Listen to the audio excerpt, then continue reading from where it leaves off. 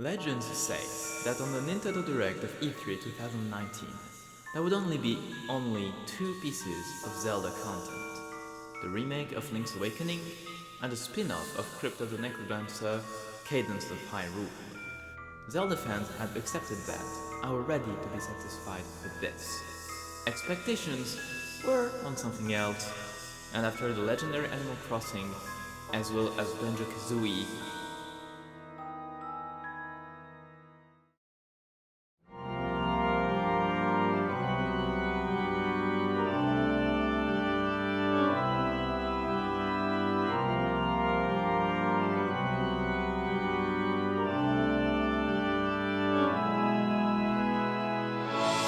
well, here we are, with a brand new Zelda game on the horizon.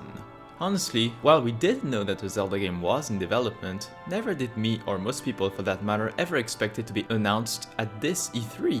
And oh boy, it looks quite creepy, which is a huge contrast compared to how the original Breath of the Wild was presented, with its wide and bright overworld, its epic music, compared to claustrophobic dark caves with eerie music.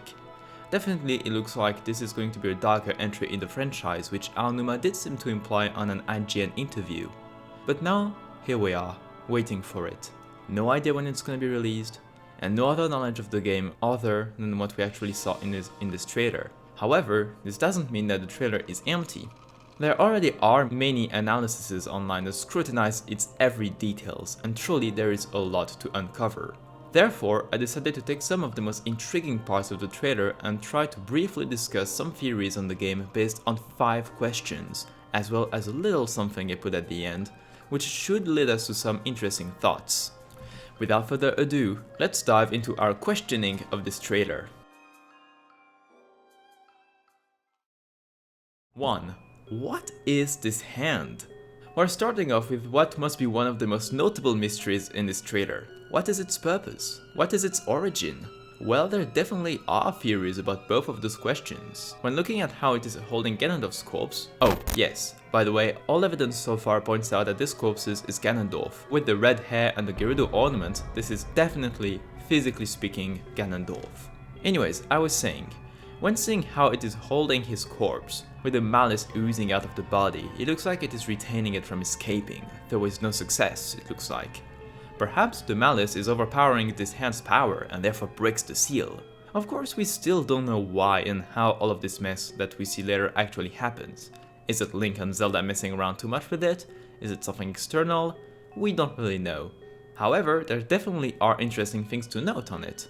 First off, those green symbols that we see throughout the trailer do come off the hand, so they definitely are related, and likewise we can see this golden jewelry on the hand itself.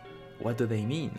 Well, many theorists have noticed that those symbols seem to be Gerudo symbols, and while it moves too fast to be deciphered, this would imply that this magical hand, whatever it is Gerudo related.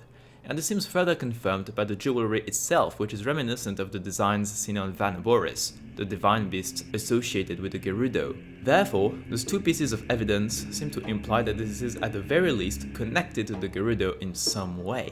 But what does this mean exactly? Well, if we bounce off the idea that this hand is attempting to retain the malice, preventing it from escaping full force, well, there is one thing to consider, which is that we know that the Gerudo, in a way, feel ashamed that Ganondorf was one of them, and therefore, in the same way that this made Urbosa happy to serve Hyrule, knowing that she and her people had a connection to this conflict in Breath of the Wild, therefore, in a similar manner, this could be a way for the Gerudo to show support for Hyrule, by helping them seal the malice and Ganondorf's corpse away. As a whole, since we see that the hand reaches for Link as he falls down, it seems like it has a benevolent purpose, rather than a malevolent one, if it wasn't made obvious by its bright and shiny design, which points to good. Since it seems to be good, this only creates further questions as to what the effect will be on Link when the light seems to enter his right arm. Could it act as a companion of some sort? Give him powers, such as the runes?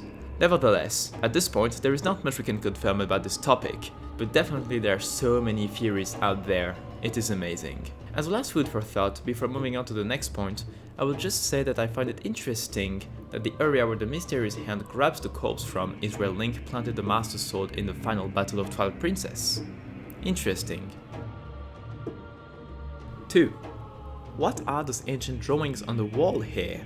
Now we are moving on to a mystery that is perhaps not as prominent for the casual viewer since it is only in one shot of the trailer, but it is nonetheless very interesting. The first thing that most people tend to notice is a depiction of who seems to be Ganondorf, especially with the long hair shown in this iteration and the trademark trident. And if we assume that the location of this wall right here is in the same cavern as the location of the mummy, then this would make sense. However, what I think is even more interesting is that the style of those drawings look eerily close to the style seen for instance among the Zonai ruins, which are seen all over Hyrule in Breath of the Wild. Now, to go on to a little lore lesson right here. What are the Zonai? Well, first off, they are the ones who created the barbarian armor, and also responsible for the various labyrinths scattered throughout Hyrule, among many of the ruins seen all around. According to the book Creating a Champion, on page 413, quote, "The history of the Zonai people has been lost to time. There are rumors that they were a savage tribe based in Faron, where the most substantial of their ruins are located. However, Zonai ruins, or ruins with very similar characteristics, can be found in all parts of Hyrule. In addition to the massive palace in Faron, the Zonai ruins throughout Hyrule seem to have elements connecting them to ancient shrines. The Zonai themselves are spoken of in hushed whispers as strong magic wielders who vanished suddenly thousands of years ago. The disappearance of the Zonai is one of Hyrule's greatest mysteries." End quote. There is a lot to unpack here just when it comes to Breath of the Wild in itself, but even more so interestingly for its sequel. First off, the elements that I would like to point out are elements such as their potential connection to the Sheikah, which is even more reinforced by the presence of a shrine within the Zonai ruins in the Faron Woods, as well as the idea that there were strong magic wielders, and lastly, their sudden disappearance thousands of years ago. What could it all mean? Well, let's break it down a bit before we all get confused with everything. First off, the connection to the Sheikah. For the rest of this video, I will keep assuming that this whole trailer is taking place under Hyrule Castle, which for all we know may not be true, but would definitely be an interesting fact if that were the case. After all, the Hylians have a close relationship with the Sheikah, especially considering how the divine beasts, which helped defeat Ganon 10,000 years ago and in Breath of the Wild, so it would make sense that for anything under Hyrule Castle, it would be likely that the Sheikah would be involved, which is already the case for instance with the chamber in which we fight Calamity Ganon in Breath of the Wild, being Sheikah made. However, with that said, any presence of their technology doesn't really seem that obvious, at least on first sight. Nevertheless, this becomes even more interesting when we go to the second point about the Zonai being strong magic wielders. At least as per Breath of the Wild, the ancient Sheikah seem to be mostly associated with high-level technology. This contrasts well with the strong magic wielding abilities of the Zonai. Therefore, could it mean that perhaps both the Sheikah and the Zonai were collaborating to seal Ganondorf's body away under the castle, using both technology to fight and magic to help keep the seal locked? While this does bring us back to this hand that we saw in the chamber, which by the way heavily resembles the Shrine of Resurrection, just saying, this however contradicts the theory that this is actually Gerudo magic, since so far this theory would imply that this is actually Zonai magic that is retaining Ganondorf's body. Now after all of these are theories, so we have to be open with everything, including both possibilities that this could either be Gerudo magic and Zonai magic. All this to say also, why not both? Maybe in some way, both the Zonai and Gerudo were also involved in that process too. This could be an interesting idea to think about perhaps. Whatever happened to Ganondorf for him to be in this state, it required cooperation from the Hylian, the Sheikah, the Zonai, the Gerudo. That would be a fascinating concept to think about. Of course, this is assuming that this all happened before their disappearance, if not at the same battle that happened 10,000 years ago as told in Breath of the Wild. Speaking of the battle, this leads to the third point I brought out earlier, which is the fact that the Zonai suddenly disappeared thousands of years ago. Could this theorized battle be part of how they suddenly were gone? There's not much more we can say about it, but I do think this is definitely good food for thought. Anyways, that was a lot to digest, so how about we just kind of move on to something else that won't be as complex to think about. 3. What is this dark structure with this dark entrance? Now this one, in my opinion, is really exciting. It's only something that we see in one very fast tracking shot in the trailer, but there is quite some potential to it. The first instinct many people thought of was, is this a dungeon? If it is, the prospects are then amazing, because this would then look like this would be something completely unrelated to their divine beasts. which to me were some of the weaker parts of Breath of the Wild. If that is true, it would look like they potentially would go more towards traditional dungeons, which to me is a good thing. Now, of course, we can't actually say for sure what it is, but definitely, if this was shown, there has to be some significance to it. Speaking of dungeons, I will just say though, it does, for some reason, kind of give me Arbiter's Grounds vibes, which, by the way, doesn't really make sense, since there are the ruins of that in Breath of the Wild which are pretty much empty. But yeah, I'm just saying, I'm getting those vibes, strangely. Anyways, without spending too much time on this point, another theory could be that this is actually the entrance to the cave that leads to the mummy, which would basically discount a lot of the previous theories established since they assumed that it was under Hyrule Castle. Oh well. But hey, speaking of Hyrule Castle, 4. What is up with Hyrule Castle? It was definitely nostalgia-inducing to see this good old Hyrule that we remember from Breath of the Wild. But oops, surprise, Hyrule Castle seems to rise from the ground, seemingly after most likely Ganondorf awakens, probably, though we cannot confirm exactly when, why or how this is happening. In any case, I have seen multiple theories regarding this that I think are very interesting. The most obvious one is that it will probably reveal perhaps the chamber where Ganondorf's corpse was located. This would seem to make sense as per the information we currently have.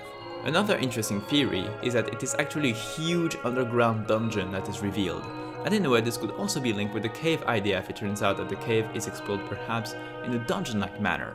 Definitely though, I do wonder what is happening up there on the castle itself. There is one thing which I think we need to consider. The camera cuts the final shot of the trailer before we ever really get to see the chance of saying what is actually happening to Hyrule Castle. Therefore, for all we know, it won't just rise and stop like the Sheikah Towers for instance. Maybe, just maybe, it will rise above ground, into the sky. This is not the first time this has been done in the series after all. This was the whole premise of the overworld in Skyward Sword. Now, if that were to happen, what could this mean? Well, likewise, there are a few interesting theories out there that could be fascinating to explore. For instance, what if it turned out that Hyrule Castle is actually the sealed grounds from Skyward Sword, after the statue of the goddess basically crushed the imprisoned? Therefore, the idea of this theory is that Hyrule Castle is raised again, perhaps to reveal the imprisoned seal again. Hey, perhaps that seal is, after all those years, maybe where the mummy now is. Who knows? Once again, this could be linking this to the earlier theories, and that's really exciting to think about. When I saw that theory though, I wasn't really sure because to me, I always assumed that if this location were to be anywhere in Breath of the Wild, it would actually be at the Great Plateau, since we know that it is the birthplace of Hyrule. Either way, if it does turn out that Hyrule Castle is actually flying into the sky, then I wonder what this could mean perhaps in terms of exploration. Should I mention the obligatory idea of possibly exploring the sky? I mean, this possibility, technically speaking, already has been done and would be tremendously epic to do in the Breath of the Wild world. But is it even realistic to consider this? I don't know. But speaking of the world and how it will be explored, let's move on to the final question. 5. How is the overworld going to be handled? Considering this game is a direct sequel of Breath of the Wild, and we saw actual footage of the overworld being the same as this game, plus an interview with Eiji Aonuma implying that this is going to take place in the same world, though this could easily be a mistranslation or a misdirection, this only begs the question of how the world is going to be handled without being too repetitive. This is assuming we get a possibility other than that it would just turn out that the game just takes place in another world entirely. And this cutscene is just one early game cutscene in which we see Hyrule just once, and that will be it. But nevertheless, if it does turn out the world is based on Breath of the Wild's Hyrule, how will it not be repetitive? That is the biggest question to me. A huge part of that game was exploration, discovering the world, and after having spent hundreds of hours playing it, I am not sure I'll be as thrilled going through it again, even with changes. Before I go on, I will say that I do trust Nintendo with this.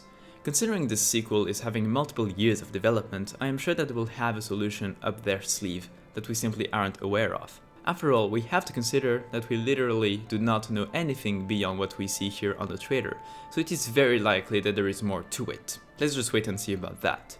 But still, they will need to get creative. Some theories that were very interesting include the idea that this sequel will include a huge underground world below Hyrule, beyond just the cave that we see in the trailer. And I love that idea. The Zelda series has very often played with the idea of duality, light versus dark. present versus future, sky versus surface. So maybe for this game, the duality could be the surface versus underground, which would be an interesting take on this Hyrule. Not only that, but this is a duality that would very well contrast the gameplay style.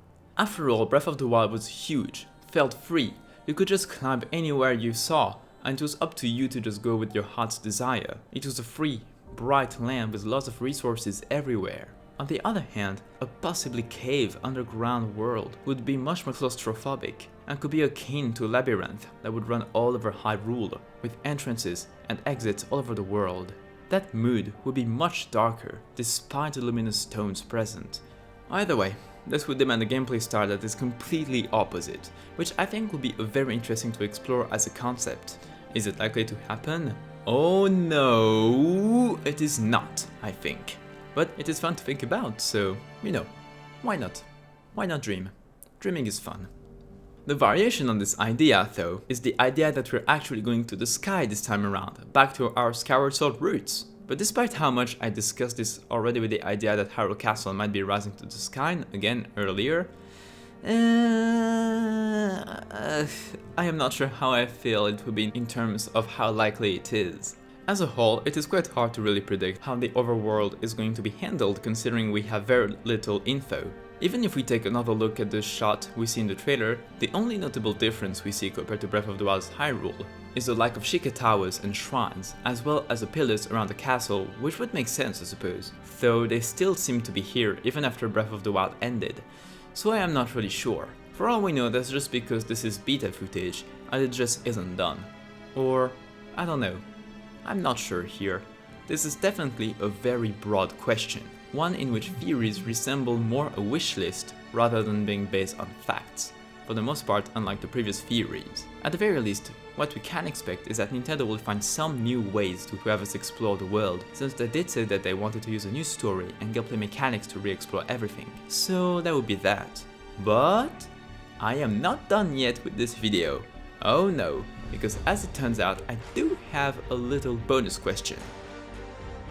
Will glitches get patched, and how will this affect speedrunning this game? I gotta admit, as a speedrunner of the original Breath of the Wild, I could not ask this question. Seriously, this game has so many tricks up its sleeve that make traveling really fun, as well as fast, and therefore, since this sequel will have the same engine, we just gotta wonder on what will get patched and what will not. To give some context, this isn't the first time we face such a scenario. A good example is Ocarina of Time and Majora's Mask, where many of the glitches from the former carried over to the latter, such as the Infinite Sword glitch, just to name one, while some of those were patched out, or at least had to be done in a different manner.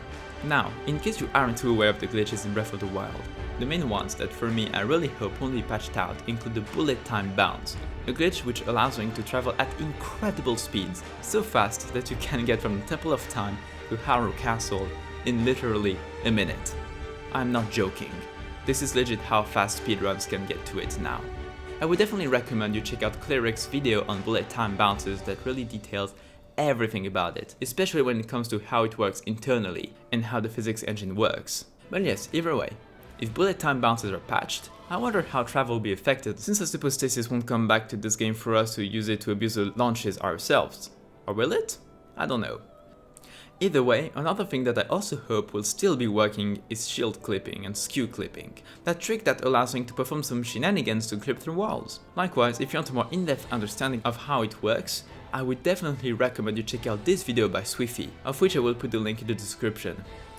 Of course, there is a plethora of stuff that is completely broken in this game, and I definitely would recommend anyone who hasn't watched the Breath of the Wild speedrun to start doing so, because honestly, they're impressive. I have literally named only a couple glitches and exploits among many.